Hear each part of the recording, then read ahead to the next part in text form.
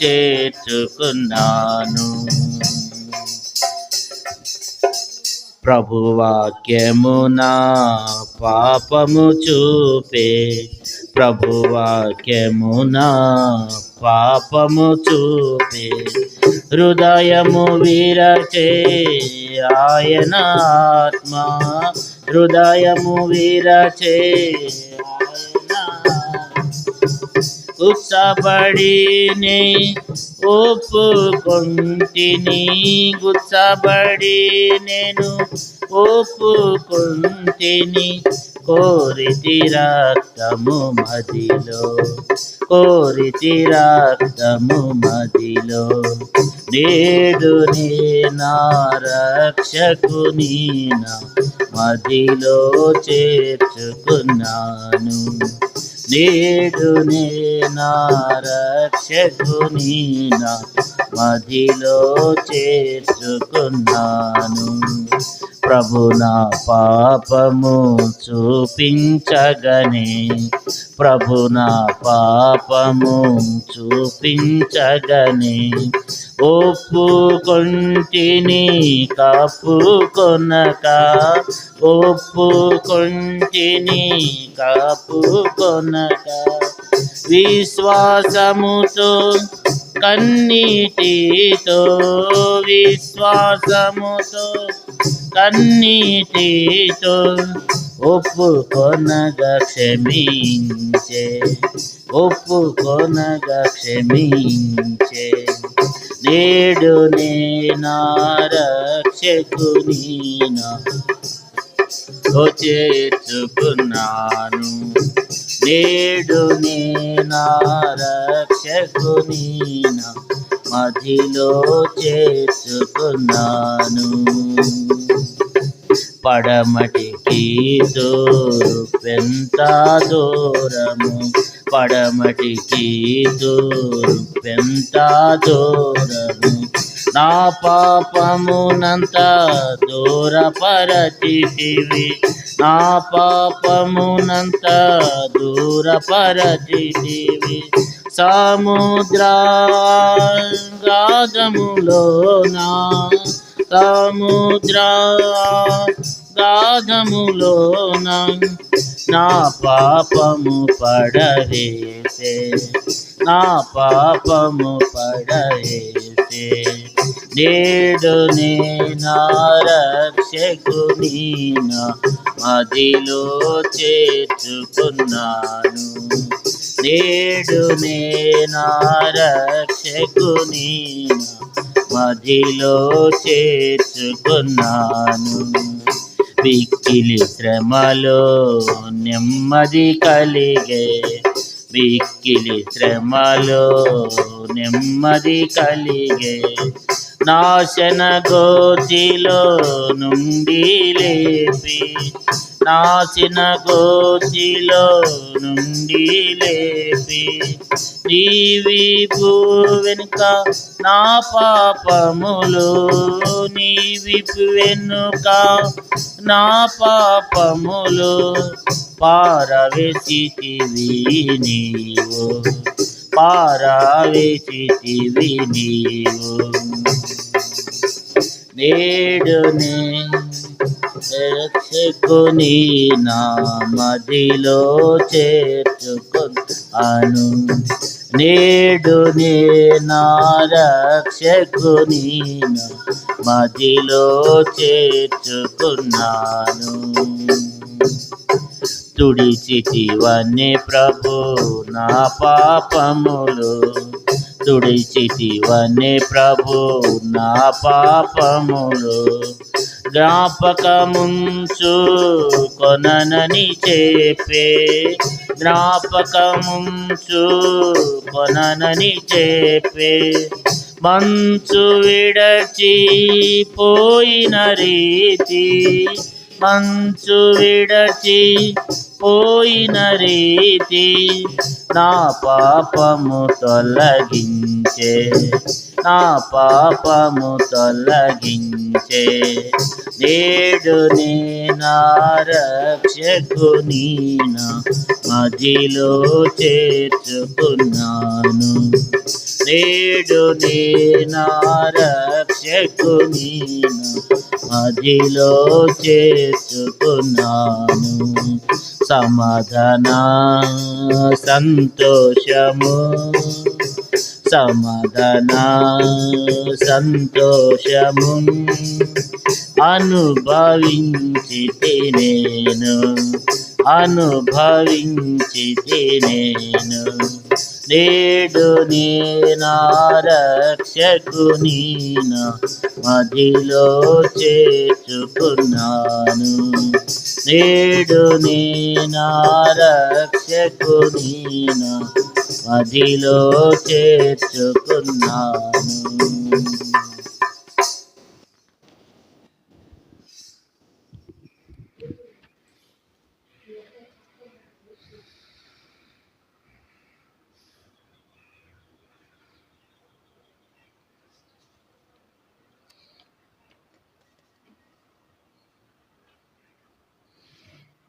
మరో పాట పాడుకుందాం. 436 కొత్త బడస్కంలో 436, పాత బడస్కంలో 433.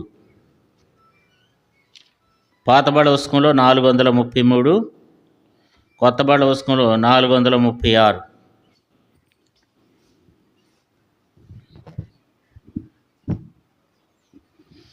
దయగల యేసు పాపికాశ్రయుడా, ప్రియ ప్రభు ద్రోహిని కరుణించుము. దయగల యేసు పాపికాశ్రయుడా, ప్రియ ప్రభు ద్రోహిని కరుణించుము. ఓ ప్రభు నీకు విరోధముగా పాపము చేసిన దురితుండను. ఓ ప్రభు నీకు విరోధముగా పాపము చేసిన దురితుండను. నిచ్చుడనై నిన్ను వేధించితిన్, ఓ నాథ పాపిని క్షమించుము. నిచ్చుడనై నిన్ను వేధించితిన్, ఓ నాథ పాపిని క్షమించుము. దయగల యేసు పాపికాశ్రయుడా, ప్రియ ప్రభు ద్రోహిని కరుణించుము. దయగల యేసు పాపికాశ్రయుడా, ప్రియ ప్రభు ద్రోహిని కరుణించుము. లోకాశలన్నీయు శోధించగా నా ఆయమంతయు క్షీణించెను. లోకాశలన్నీయు శోధించగా నా ఆయమంతయు క్షీణించెను. నాకాశ్రయంబు నీవే ప్రభు, ఓ నాథ పాపిని మన్నించుము. నాకాశ్రయంబు నీవే ప్రభు, ఓ నాథ పాపిని మన్నించుము. దయగల యేసు పాపికాశ్రయుడా, ప్రియ ప్రభు ద్రోహిని కరుణించుము. దయగల యేసు పాపికాశ్రయుడా, ప్రియ ప్రభు ద్రోహిని కరుణించుము. నా ధనము గానము నా సర్వము, నా దేవా పాపముకై వ్యయపరచితిన్. నా ధనము గానము నా సర్వము, నా దేవా పాపముకై వ్యయపరచితిన్. ఓ దేవా నేను రిక్తుండను, నా దురితంబులను బాపుమా. ఓ దేవా నేను రిక్తుండను, నా దురితంబులను బాపుమా. దయగల యేసు పాపికాశ్రయుడా, ప్రియ ప్రభు ద్రోహిని కరుణించుము. దయగల యేసు పాపికాశ్రయుడా, ప్రియ ప్రభు ద్రోహిని కరుణించుము. అందరూ నాకు బంధువులని ఎందరో స్నేహంబు చేసిరి. అందరూ నాకు బంధువులని ఎందరో స్నేహంబు చేసిరి. అందరూ నన్ను విడవంగను, నా తండ్రి నాకాశ్రయం ఇమ్ము. అందరూ నన్ను విడవంగను, నా తండ్రి నాకాశ్రయం ఇమ్ము. దయగల యేసు పాపికాశ్రయుడా, ప్రియ ప్రభు ద్రోహిని కరుణించుము. యేసు పాపికాశ్రయుడా, ప్రియ ప్రభు ద్రోహిని కరుణించుము. మరుగైన నాదు పాపంబులకు నరకంబు నాకు సరి అయినది. మరుగైన నాదు పాపంబులకు నరకంబు నాకు సరి అయినది. నీ రక్తముతో కడుమా, మరి నాకు దిక్కెవ్వరు యేసువా. నీ రక్తముతో కడుగుమా, మరి నాకు దిక్కెవ్వరు యేసువా.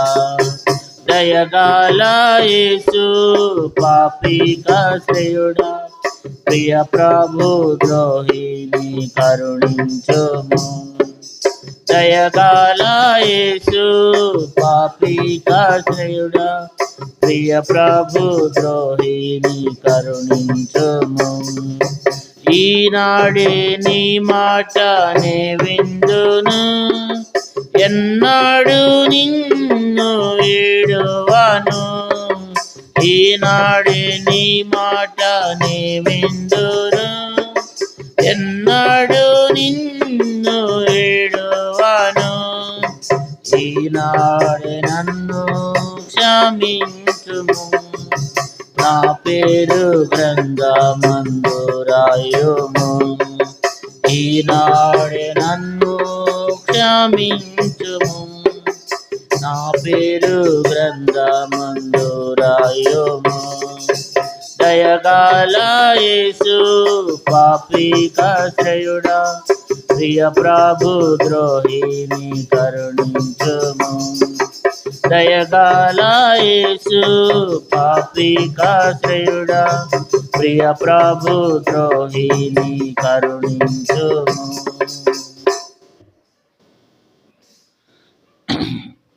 దేవుని వాక్యముల నుండి మొదటి సమూయేలు గ్రంథం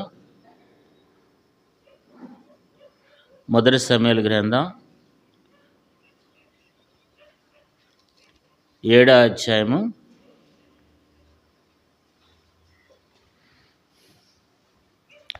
7వ అధ్యాయము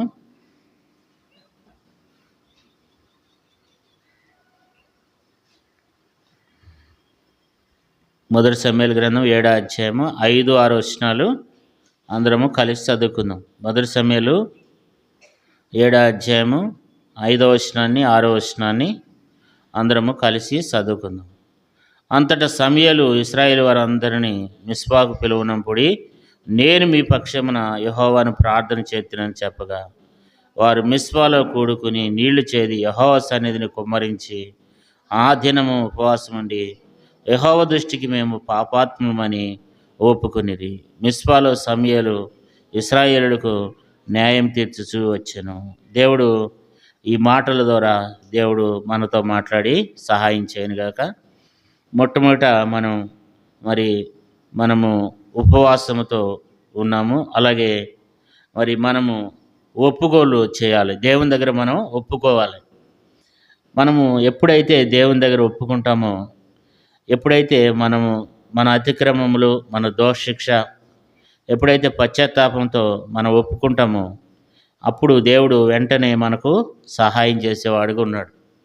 చాలాసార్లు మనం ఒప్పుకోము కానీ ఏం చేస్తుంటాం, కప్పుకుంటూ ఉంటాం కదా. బైబిల్లో రాయబడింది, ఆదాము తన దోషములు కప్పుకున్నట్లు, ఆదాము తన రొమ్ములో పాపమును దాచిపెట్టుకున్నట్లు అంటాడు ఏబు. కాబట్టి ఆదాములాగా మనము దాచిపెట్టుకునే వారం కాకుండా, ఆదాములాగా మనం కప్పుకునే వారం కాకుండా ఒప్పుకునే వారంగా ఉండాలి. కాబట్టి మన దగ్గర మన పాపాలు మనం దేవుని దగ్గర ఒప్పుకున్నప్పుడు దేవుడు గొప్ప విజయాన్ని కలగజేస్తాడు. పాపాలు మనం ఒప్పుకోకపోతే, వాటిని విడిచిపెట్టకపోతే దేవుడు ఏం చేయడు, మనలను క్షమించడు. తర్వాత మన ప్రార్థన దేవుడు వినడు. కాబట్టి దేవుడు మన ప్రార్థన వినటం లేదు అంటే అర్థం ఏంటి, మనలో ఏముంది, పాపము ఉందన్నమాట కదా. మనలో పాపం ఉంటే దేవుడు వింటాడా, వినడు కదా. పాపం లేకపోతే 66వ కీర్తనలో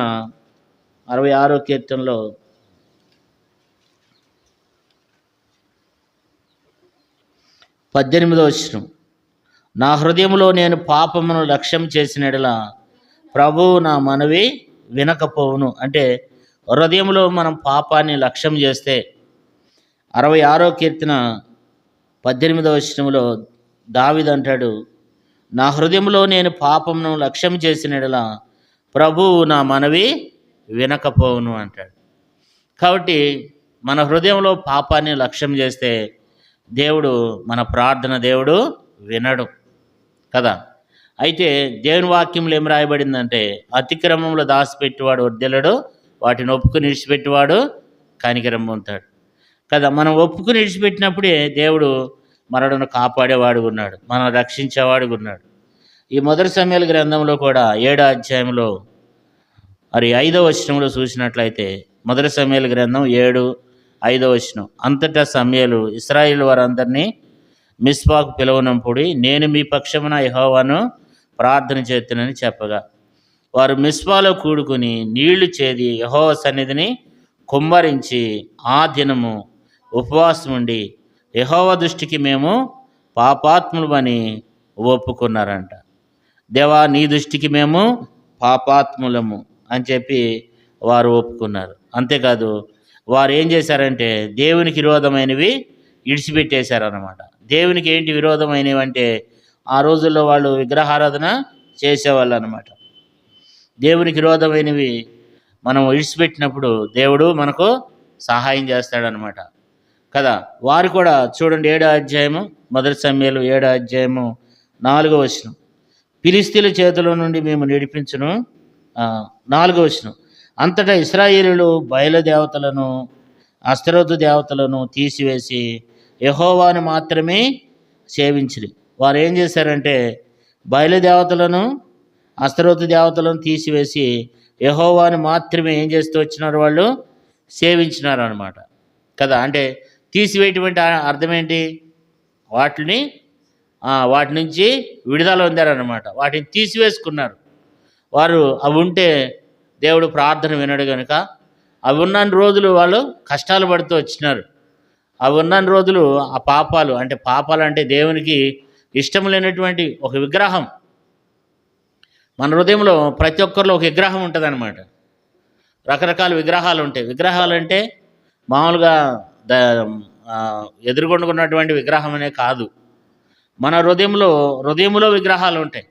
హృదయంలో దేన్నైతే మనం ఎక్కువగా ప్రేమిస్తామో, దేన్నైతే మనం ఇష్టపడి దాన్ని ఉంచుకుంటామో అదొక విగ్రహం అనమాట. దేవునికి ఇష్టం లేనిది, దేవుడు వద్దన్న దాన్ని మన హృదయంలో భద్రపరచుకోవటమే అదొక విగ్రహం. ఈ విగ్రహం మన హృదయంలో ఉంచుకుని మనం ప్రార్థన చేస్తే దేవుడు మన ప్రార్థన వింటాడా, వినడు. అయితే ఆ హృదయంలో ఉన్నటువంటి విగ్రహాలను తీసివేసుకోవాలి. వాళ్ళు కూడా ఏం చేశారు, మొదటి సమూయేలు గ్రంథం 7వ అధ్యాయము 4వ వచనం, అంతటా ఇశ్రాయేలీయులు బయలుదేవతలను అస్తరోతు దేవతలను తీసివేసి యెహోవాని మాత్రమే సేవించినారంట. మనం కూడా దేవునికి ఇష్టం లేని తీసివేసుకోవాలి. దేవుడి, అమ్మ ఇది నీకు వద్దు, ఇది నువ్వు చేయటానికి తగదు, ఇది నీ జీవితంలో మరి ఇది నీకు కరెక్ట్ కాదని దేవుడు చెప్పినప్పుడు దాన్ని మనం ఏం చేయాలి? తీసివేసుకోవాలి. దేవుడు తీసివేయమన్న దాన్ని మనం తీసివేయకపోతే మన ప్రార్థన దేవుడు వినడు. దేవుడు తీసివేయమన్న దాన్ని మనం తీసివేసినప్పుడు దేవుడు మన ప్రార్థన వింటాడు కదా. అంతేకాదు దేవుడు వారి ప్రార్థన ఇంటూ వచ్చినాడు. కారణం ఏంటంటే వారు అంతకితం 20 సంవత్సరాలు వారు బాధపడుతూ వచ్చినారు.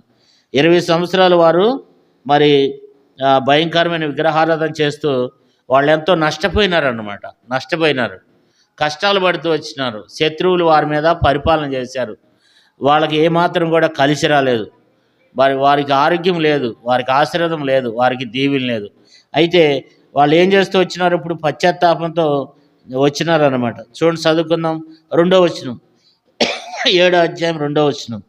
మొదటి సమయాలు 7:2. మందసము కిర్యత్యారీములో నుండి ఉండిన కాలము 20 సంవత్సరములాయెను. ఇశ్రాయేలు వారందరూ యెహోవాను అనుసరింప దుఃఖించుండగా 20 సంవత్సరాల తర్వాత వాళ్ళకి దేవుడు జ్ఞాపకం ఇచ్చాడు. 20 సంవత్సరాల తర్వాత దేవుడు వారికి జ్ఞాపకం వచ్చినప్పుడు మన దేవుని దగ్గరికి మనం వెళ్ళకపోతే, మన దేవుని మనం విడిచిపెట్టేసి మనం విగ్రహాల వైపు వెళ్ళిపోతూ వచ్చినాం, దేవునికి మనం దూరం అయిపోతూ వచ్చినామని వారు పశ్చాత్తాపడుతూ వచ్చినారు, దుఃఖిస్తూ వచ్చినారు, బాధపడుతూ వచ్చినారు. 20 సంవత్సరాలు మా జీవితంలో 0, 20 సంవత్సరంలో మా జీవితం 0 కదా. దేవుడు లేకపోతే మన జీవితం 0. దేవుని పక్కన పెట్టేస్తే, దేవుడు మన ప్రార్థనకు అడ్డుగా ఏవైతే ఉన్నాయో వాటిని మనం తీసుకోకపోతే దేవుడు ఏమి కూడా చేయలేడు కదా. అయితే ఏమంటున్నాడు ఇక్కడ చూడండి, చదువుకుందాం. 3వ వచనంలో, సమూయేలు ఇశ్రాయేలు వారందరితో ఇట్లా, నేను మీ పూర్ణ హృదయంతో యెహోవా యొద్దకు మీరు మల్లుకుని నెడల అన్ని దేవతలను, అస్తరోతు దేవతలను మీ మధ్య నుండి తీసివేసి పట్టుదల కలిగి యెహోవా తట్టు మీ హృదయంలో త్రిప్పి ఆవిని చేయించుడి. అప్పుడు ఆయన ఫిలిస్తీన్ల చేతుల నుండి మిమ్మల్ని ఏడిపించును. అంటే ఈ ఫిలిస్తీన్లు అంటే కష్టానికి సాదృశ్యం, శ్రమకు సాదృశ్యం, ఇబ్బందులకు సాదృశ్యం, శోధనకు సాదృశ్యం. ఫిలిస్తీన్లు అంటే అవి ఎన్నో రకాలైనటువంటి శ్రమలకు, అనారోగ్యాలకు, ఇబ్బందులకు, నష్టానికి కారణం అన్నమాట. ఈ ఫిలిస్తీన్ల నుంచి దేవుడు విడిపించాలంటే ముందు మనం ఏం చేయాలి? బయలుదేవతలను, అస్త్రోతు దేవతలను తీసివేసుకోవాలి.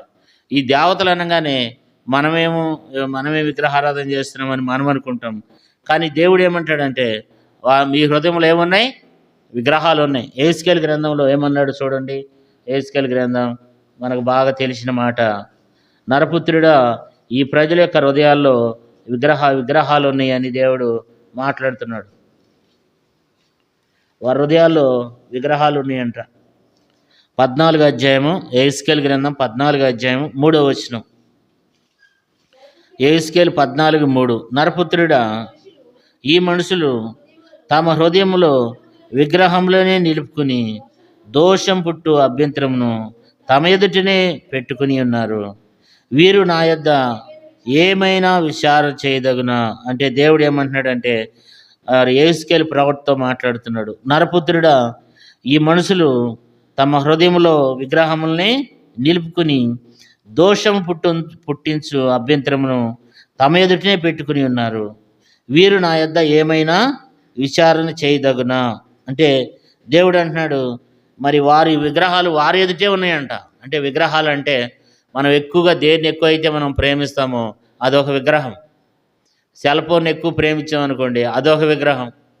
టీవీని ఎక్కువ ప్రేమించామనుకో అదొక విగ్రహం.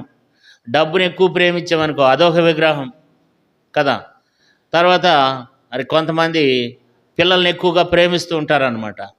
ఆ పిల్లల్ని ఎక్కువ ప్రేమించే వాళ్ళు ఉంటారు, అదొక విగ్రహం కదా. ఇవన్నీ ఏంటంటే మరి ఇలాంటి విగ్రహాలు అనేవి మన ముందుటే ఉన్నాయి అంటున్నాడు దేవుడు. అవి మీ దగ్గర పెట్టుకున్నారు, నాకంటే ఎక్కువగా మీరు వాటిని ఎక్కువ ప్రేమిస్తున్నారు కనుక నరపుత్రుడా, ఎక్కడున్నాయి ఈ విగ్రహాలు? ఇంట్లో కాదు, ఎక్కడున్నాయి? ఇంకా ఈ విగ్రహాలు ఎక్కడున్నాయి అంట? 3వ వచనం చూడండి, మరొకసారి చదవండి. ఎక్కడున్నాయి విగ్రహాలు? హృదయములో ఉన్నాయి విగ్రహాలు. హృదయంలో ఉన్న విగ్రహాలను తీసివేసుకున్నప్పుడే దేవుడు మన ప్రార్థన వింటాడు. నీ హృదయంలో దేవుని కంటే ఎక్కువగా విగ్రహాలు ఉన్నట్లయితే వాటిని మనం తీసివేసుకోవాలి కదా.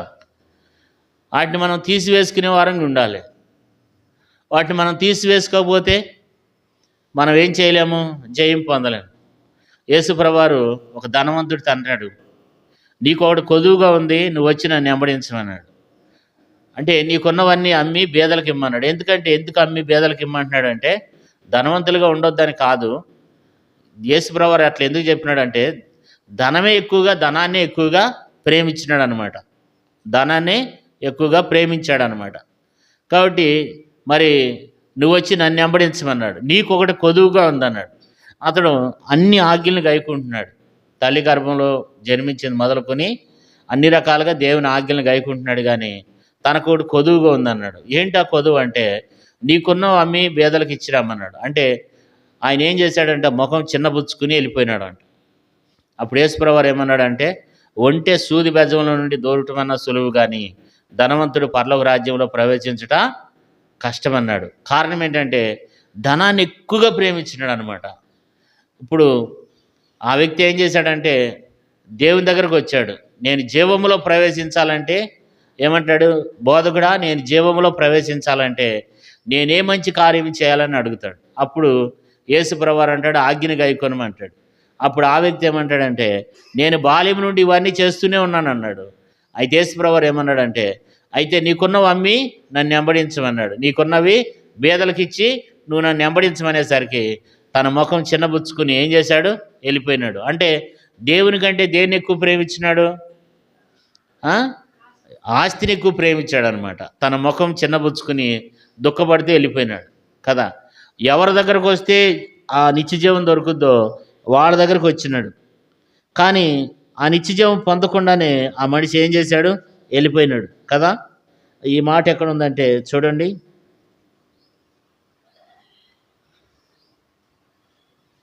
మత్తయి సువార్త 19:16. మత్తయి సువార్త 19:16. ఇదిగో ఒకడు ఆయన వద్దకు వచ్చి బోధకుడా నిత్యజీవం పొందుటకు నేనే మంచి కార్యము చేయవలనని ఆయన అడిగాడు. అందుకు ఆయన మంచి కార్యమునికి వచ్చి నన్ను ఎందుకు అడుగుతున్నావు, మంచివాడు ఒక్కడే, నువ్వు జీవంలో ప్రవేశింపకోరినలా ఆజ్ఞను గైకొనమని చెప్పాను. అతడు ఏ ఆజ్ఞని ఆయన అడిగా ఆయన నరహత్య చేయవద్దు, వ్యభిచరింపవద్దు, దొంగలవద్దు, అబద్ధ సాక్ష్యం పలకవద్దు, తల్లిదండ్రులను సమ్మానించము, నిన్ను వలె నీ పొరుగు వారిని ప్రేమించమని నేను చెప్పాను. అందుకు ఆయన ఏమన్నాడు 20వ వచనంలో, అందుకు ఆ యవనుడు ఇవన్నీ అనుసరించుతూనే ఉన్నాను, ఇంకా నాకు కొదివేమని అడిగాడు. అందుకు ఆయన నువ్వు పరిపూర్ణం ఒకటి కోరినలా నువ్వు పోయి ఆస్తిని అమ్మి బేదలకిమ్ము, అప్పుడు పరలోకం ముందు మీకు ధనం కలుగును, నువ్వు వచ్చి నన్ను వెంబడించమని చెప్పినాడు. అయితే ఆ యవనుడు మిగుల ఆస్తి గలవాడు కనుక ఆ మాట విని వ్యసనపడుచు ఏం చేశాడంట, వెళ్ళిపోయినాడంట. అంటే ఇప్పుడు జీవము ఎవరి ద్వారా అయితే జీవం దొరుకుద్దో, ఎవరి ద్వారా అయితే పరలోక రాజ్యం దొరుకుద్దో ఆయన దగ్గరికి వచ్చాడు. కానీ చివరికి ఏం చేశాడు, నాకు జీవం వద్దు, నాకేం కావాలి, నాకు పరలోక రాజ్యం కావాలి అని చెప్పి ఆ పరలోకం కొరకే పరలోకాన్ని విడిచిపెట్టేశాడు. మరి ఎక్కడికి వెళ్ళిపోయినాడు, డబ్బే శాశ్వతమని వెళ్ళిపోయినాడు. ఎన్ని సంవత్సరాలు ఉంటుంది, అది కొద్ది రోజులు మాత్రమే కదా. కాబట్టి ఆయన ఏం చేశాడంటే ఎక్కువ ధనాన్ని ప్రేమించినాడు, ఆస్తిని ఎక్కువ ప్రేమించినాడు. కాబట్టి అదొక విగ్రహం. ఇవన్నీ విగ్రహాలు మన హృదయంలో పెట్టుకొని మనం ప్రార్థన చేస్తే దేవుడు ఆ ప్రార్థన వినడు కదా. అందుకని దేవుడు ఏమంటాడంటే నేను మీ ప్రార్థన వినాలంటే మీరేం చేయాలి, మీలో ఉన్నటువంటి విగ్రహాలు తీసివేయాలి, మీలో ఉన్నటువంటి పాపాన్ని విడిచిపెట్టాలి. నాకు ఇష్టం లేనివి మీ హృదయంలో ఉన్నాయి కదా. అప్పుడు వాళ్ళు ఏం చేస్తూ వచ్చినారంటే వాటిని విడిచిపెట్టి ఏం చేశారు, ఇప్పుడు వాళ్ళు ప్రార్థన చేశారు. అప్పుడు దేవుడు సమూయేలు ప్రార్థన అంగీకరించాడు అనమాట. 9వ వచనం చూడండి, 9వ వచనం, మొదటి సమూయేలు 7:9. మొదటి సమూయేలు 7:9.